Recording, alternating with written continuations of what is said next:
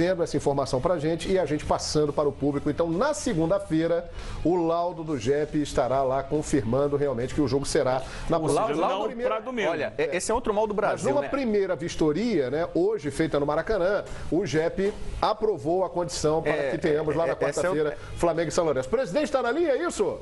Presidente Eduardo Bandeira de Melo, presidente do Flamengo, ao vivo com a gente no Expediente Futebol. Presidente, é uma satisfação recebê-lo. Boa noite. Boa noite, João. Prazer enorme estar falando aí no Expediente Fox. Um grande abraço a todos. Saudações rubro-negras. Igualmente, presidente. Presidente, prevaleceu a vontade dos clubes. Teremos torcida dupla. Teremos as duas torcidas domingo no estádio. É verdade, estamos comemorando isso porque, afinal de contas, foi resgatada, né, uma tradição do futebol carioca. Eu diria que até que é uma prerrogativa, um direito dos torcedores, de todos nós torcedores, que foi respeitado.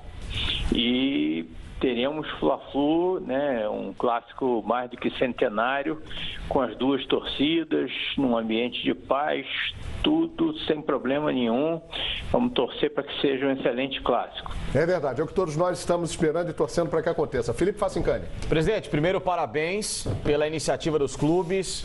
Vocês não ficaram de braços cruzados, vocês brigaram para que o futebol tenha justamente as duas torcidas disponíveis. Acho isso de uma prudência honrosa. Agora, a questão que eu quero levantar é a seguinte: o Fluminense tem um contrato que ele, como mandante, pode brigar pelo direito de jogar no Maracanã. O Maracanã ele foi, a princípio, aprovado para esse jogo da próxima quarta-feira. Oficialmente o laudo sai na segunda-feira, mas para o jogo de quarta-feira tudo está ok. Pelo bom senso que já foi colocado na mesa nessa história das duas torcidas, não poderia também ser colocado esse bom senso, já que o Maracanã está ok, e emergencialmente ele ser liberado também para o jogo no final de semana e termos uma grande festa, presidente, até por esse contrato que o Fluminense também tem de direito? Olha, Felipe, essa questão foi considerada para o Flamengo, para o Fluminense, para todos nós, seria a melhor solução, até porque o Flamengo está fazendo um esforço muito grande para contar com o Maracanã na quarta-feira. Vai ser um jogo caro, porque tudo que nós assumimos de custo e tudo que nós estamos fazendo para ter o Maracanã em condições na quarta-feira, não é trivial. E se a gente conseguisse fazer duas partidas, a gente poderia diluir esse custo por 2 jogos. Se pudesse fazer 3, 4, melhor ainda. Mas foi impossível.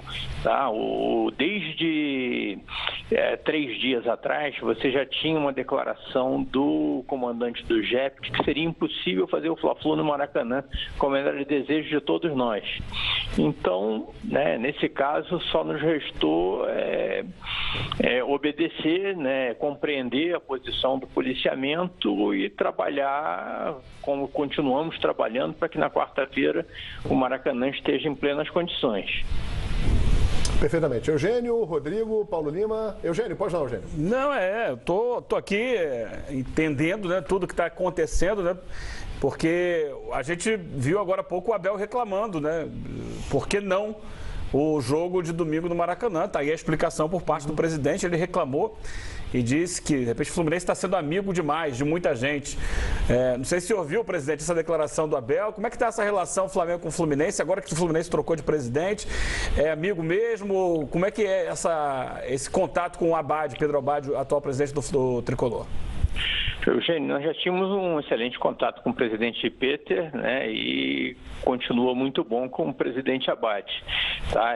Aliás, eu queria até aproveitar para agradecer ao Fluminense, né, pela postura firme, né, pela parceria, pela coerência, né, em defesa da torcida mista. Da mesma maneira que o Flamengo na semifinal tinha teoricamente o direito de entrar na decisão com uma torcida única e fez valer seus princípios, né, de defesa da torcida mista, o Fluminense agiu da mesma maneira agora. Tá? Então, o Fluminense, né, merece todos os nossos agradecimentos e não só por isso, né, mas por também ele ter se engajado, assim como o Vasco da Gama aconteceu também, nessa campanha que nós estamos levando agora de paz nos estádios.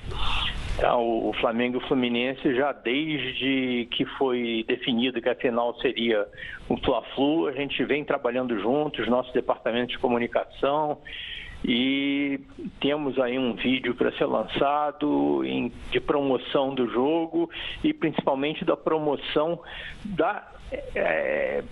apelando para o comportamento das torcidas, tá? Fla-Flu é um clássico tradicionalíssimo, Flamengo e Fluminense é um adversário dentro do campo, mas não são inimigos, todo rubro-negro tem amigo tricolor, todo tricolor tem amigo rubro-negro, e nós temos que ir juntos e acabar de vez com essa questão, né, da violência nos estádios. Gostaria de pedir também, aproveitando essa deixa, né, a torcida do Flamengo, que compreenda que nós estamos ainda longe de ter ganho essa briga de uma maneira definitiva. Então é fundamental que no domingo a gente tem um comportamento irrepreensível lá no Engenhão. Temos que entender que o Engenhão é um equipamento público, é um estádio público que está sob concessão do Botafogo, mas ele foi construído e é mantido com o dinheiro dos contribuintes, e boa parte desses contribuintes são rubro-negros, são tricolores. E nós temos que, nesse momento, dar o exemplo, mostrar que essa questão de violência nos estádios está restrito a uma meia dúzia, a um número muito pequeno de desordeiros, que o verdadeiro torcedor do Flamengo e do Fluminense não tem nada a ver com isso. E o comportamento do público será fundamental, né, presidente? Porque é bom a gente esclarecer que essa decisão é para o jogo de domingo. Depois haverá também o julgamento do mérito em relação àquela situação da torcida única nos clássicos cariocas, né? Exatamente. Mais um motivo que nós temos para demonstrar que nós estamos certos, né, e que a torcida mista não é razão de nenhum tipo de problema de violência nos estádios. Você vê que em São Paulo, por exemplo, a torcida única já é adotada há muito tempo, e ontem um torcedor do Palmeiras foi assassinado com 22 tiros. Né? Então, eu não vejo o que uma coisa possa ter a ver com a outra. Tá? O que nós precisamos fazer é isso que eu vi o Sormani falar ainda há pouco aí neste mesmo programa, é prender, é punir os verdadeiros desordeiros, os verdadeiros culpados, para evitar que torcedores de bem e que clubes de futebol sejam punidos, sejam penalizados por conta da ação de meia dúzia de bandidos. E o Fábio Sormani continua com a gente, está lá no nosso estúdio de São Paulo. Sormani, entra também no papo aí com o presidente Bandeira. Presidente, boa noite para o senhor, prazer falar mais uma vez com o senhor. E eu tenho alguns reparos a fazer, infelizmente, né, no que o senhor disse agora há pouco. Por exemplo, eu não acho que é meia dúzia de torcedor, não. Eu acho que tem muito bandido no estádio. Tá bom, eu não sei dizer se é meia dúzia também. Não é uma dúzia, mas vamos dizer que não passa de 200, 500, mas no Brasil inteiro. Eu não sei dizer também, presidente, se é a minoria. Não sei dizer. Não consigo quantificar. E volto a dizer, eu tenho 2 netos. Eu não tenho coragem de levar esses meus 2 netos para assistir um jogo de futebol e clássico com torcida dividida. Não tenho coragem. Não tenho. Torcida única você leva? Não entendi. Fosse única, levaria. Levaria? Única eu levaria. Olha, eu não tenho neto não, Sormani, mas ainda não. Gostaria muito. Mas eu não vejo problema em levar criança num jogo de torcida mista, em que você tem um ambiente de paz. Agora, na torcida única, você pode ter emboscada na rua, você pode ter briga de torcida em estação de trem a quilômetros de distância do estádio. Nós temos uma série de problemas que a gente só vai resolver se nós conseguirmos atacar o problema na sua raiz, ou seja, na punição dos verdadeiros responsáveis. Então, presidente, em cima disso, eu concordo com tudo que o senhor está falando. O senhor até deu o exemplo aí do que aconteceu, lamentavelmente, aqui em São Paulo, mas isso é algo que não tem nada a ver com o futebol. Claro que tem a ver com o futebol, mas não tem nada a ver com um jogo de futebol, certo? Não tem nada a ver com um jogo de futebol. Eu acho que, aquilo que eu estava falando, o poder público tem a obrigação de começar a agir, mas acho que os times também têm. As torcidas organizadas, elas não foram criadas pelo senhor, lógico que não. Elas vêm de há muito tempo. Esse foi um monstro que foi criado e que ninguém consegue combater mais. Ninguém consegue matar essa cobra mais. Eu acho que não só o poder público tem um papel importante nesta missão, mas os presidentes e os clubes também. Porque muitos presidentes, a gente viu inclusive a questão de 1 ano ou 2, o presidente do Grêmio, como é que chamava ele lá, esqueci o nome dele lá. O presidente do Grêmio é o presidente Romildo, excelente presidente. Romildo Bolzan. Paulo Odoni. Ele discriminou numa planilha de gastos do Grêmio uma ajuda de R$1,5 milhão à torcida organizada. Percebe? Então, o poder público ele tem muito trabalho pela frente. Mas eu acho que os clubes também têm, presidente. Sormani, olha, mais uma vez eu vou concordar com você. Tá? Em primeiro lugar, quando você diz que essa questão do integrante lá da Mancha Verde não tem nada a ver com futebol, eu concordo, não tem nada a ver com futebol e as brigas de selvagens de torcidas organizadas, seja em São Paulo, seja no Rio, eu acho que também não tem nada a ver com futebol. Ninguém ali gosta de futebol, eles gostam de se comer na porrada mesmo. Isso. Tá? E de qualquer jeito, independente de ter jogo ou não. Pode ser jogo de basquete, muitas vezes integrantes de torcidas do mesmo time brigam, se atracam e pode sair assassinato desse mesmo jeito. Tá? Eu acho que a gente tem que expurgar do nosso espetáculo de futebol aquelas pessoas que estão lá só para empanar o brilho dos nossos jogos de futebol e que realmente não gostam de futebol. Então, se quiserem brigar, vão brigar em outro lugar, na cadeia, ou começa a praticar MMA, ou coisa parecida.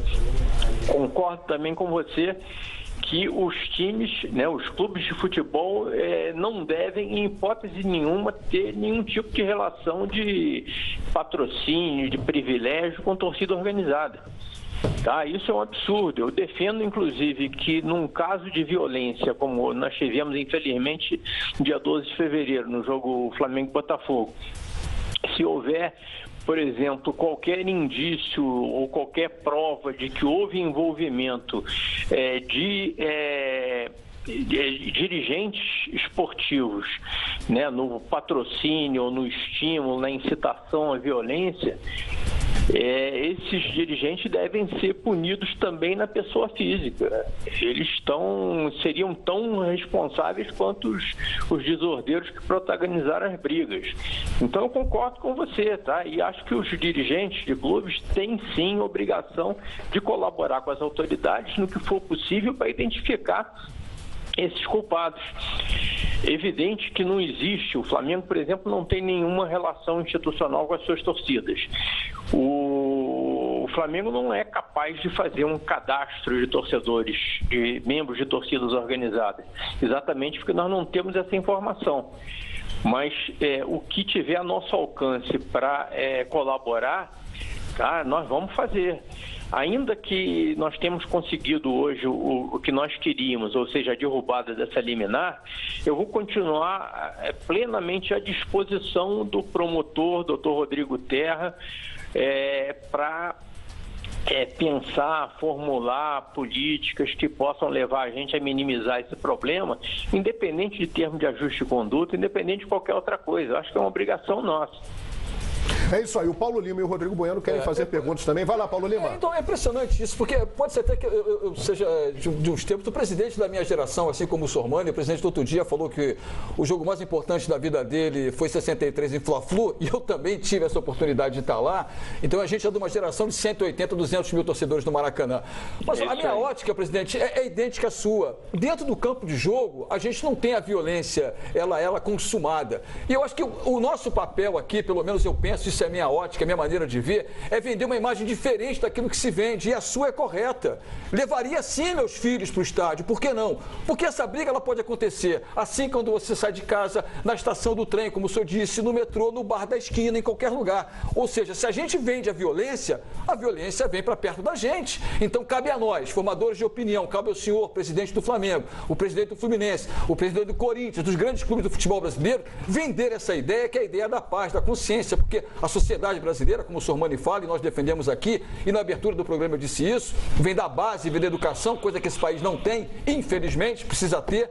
E acho que é isso, esse é o seu papel, sem dúvida, é por isso que o senhor aproveita esse espaço, por isso que os canais Fox Sports estão sempre ao seu lado, vendendo essa ideia de socialização, de bom comportamento. Eu acho que a sua ótica é a mesma que a minha e eu levaria, assim como o senhor levaria não seus netos, mas seus filhos, seus genros, quem quer que fosse, eu levaria sim, porque ficando dentro de casa, a gente não resolve a situação. Mais uma vez, parabéns, presidente Eduardo Bandeira de Mello.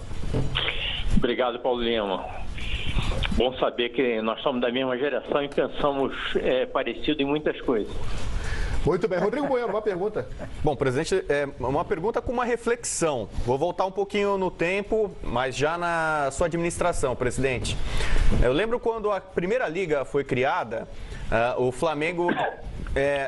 aliás, eu sou um pouco crítico da Primeira Liga, achei que foi uma perda de tempo. Sou super favorável à união dos clubes no Brasil, talvez até para, quem sabe, criar a tal Liga Nacional Independente. Mas o Flamengo meio que rompeu com a federação, aliás, o Fluminense também estava naquela barca, chegou a ameaçar ter um Campeonato Carioca sem Flamengo e Fluminense. Né? O Flamengo poderia eventualmente até jogar o Campeonato Carioca com um time alternativo, um time júnior sub-23. O Flamengo não cumpriu essa ameaça, né? Acabou jogando e agora o Flamengo está envolto em 3 competições. Acho que a Primeira Liga é a menos importante, acho que o Flamengo está perdendo tempo nisso. Só que o Flamengo está quase que salvando esse Campeonato Carioca, o Flamengo e os outros clubes, porque a federação está totalmente perdida entre liminares, falta de estádio. O Campeonato Carioca, que tinha tudo para ser um dos mais legais dos últimos anos, o Flamengo com uma grande campanha, um grande time, um candidato ao título da Libertadores, o Fluminense com uma molecada muito boa, com Scarpa, o Abel voltando, o Vasco com o Luiz Fabiano, o Botafogo gigante de novo na Libertadores. A gente está vendo clubes, às vezes, Botafogo e Flamengo, em lados diferentes, brigando, eu jogo aqui, não jogo ali. Em alguns momentos uma união, como foi até Flamengo-Vasco pela paz nos estádios naquela semifinal. Agora Flamengo e Fluminense em alguns momentos juntos na mesma causa. E eu convido essa reflexão. O Flamengo fez um erro ao abraçar a Primeira Liga. Eu sei que vai ser difícil o senhor dizer que não, mas eu tenho que perguntar, é minha opinião, eu acho que foi.